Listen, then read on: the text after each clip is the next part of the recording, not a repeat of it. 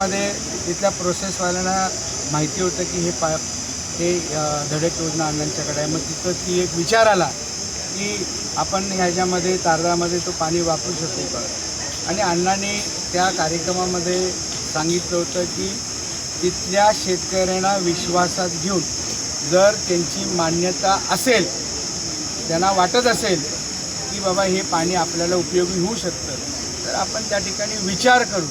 परंतु या विचार करायचा जो विषय होता त्याचा वेगळ्या पद्धतीने त्याची चर्चा करण्यात आली।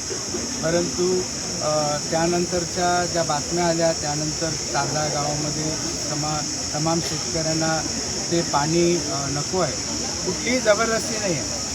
पाणी हा विषय अतिशय जिव्हाळ्याचा विषय असल्यामुळे जबरदस्ती हा विषय कधीच होऊ शकत नाही। आणि तो प्रोसेसचं पाणी आहे, ते काही जबरदस्ती पाणी येणार आहे असं काही विषय नाही। कुठलेही बोर विहिरी किंवा पिण्याचं पाण्याचं स्रोत हे खराब होईल अशी कुणाची मानसिकता आहे। प्रकाश आवाडे साहेबांचा विषय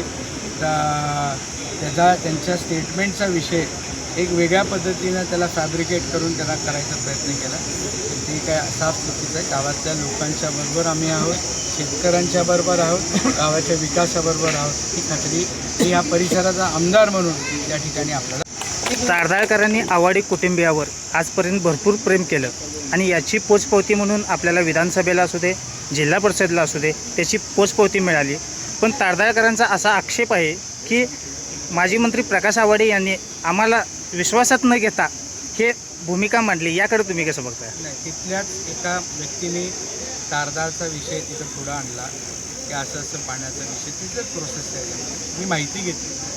त्यामध्ये तिथल्या लोकांना लागणार असेल तर ती अशी एवढीच चर्चा झाली, देऊया, जायचंच आहे, घ्यायचंच आहे असा काही विषय झाला। आता जो घेतलेला निर्णय आहे किंवा अंतिम आहे 100%। आणि भविष्यात तारदाळमध्ये असं काय जर झालं तर आपण शेतकऱ्यांशी, ग्रामस्थांशी चर्चा करून जल जीवनची योजना ह्याच्या फॉरेस्टच्या जागेमध्ये अडकलेली मी, भाऊ आणि प्रसाद कोवडी साहेब त्याच्यामध्ये पाणी आणण्यासाठी तिथले अधिकारी त्या ठिकाणी मदत करत नव्हते, बैठक घेतल्या, पाणी आणायची व्यवस्था केली। या गोष्टी विकासाच्या बाबतीत आणि लोकांच्या हितनितेच्या बाबतीत कॉम्प्रोमाइज होऊ शकत नाही, कधी होतात।